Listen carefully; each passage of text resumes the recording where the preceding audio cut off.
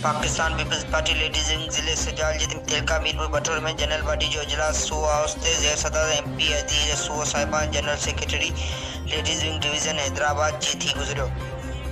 इजलास के खिताब कंदे ज़िले सुजाल जी लेडीज विंग की सदर फरदौस अज़ीज़ मीरपुर चयो त अॼोको जनरल बॉडी जो इजलास असांजे क़ाइद मोहतरमा बिलाल भुट्टो ज़रदारी साहिब जी नई सर तंज़ीम साज़ी करण लाइ सिंध जे लेडीज विंग की सदर आपा शगुफ्ता जुमानी साहिबा जी हुकुम ते करे रहिया आहियूं, जंहिंमें ज़िले जी खाली हैदन तेलके जी हैदन सिटी जी हैदन यूनियन काउंसिल जी हैदन ते शहीद रानी मोहतरमा बेनज़ीर भुट्टो साहिबा जो जियालियो फारम भराइन।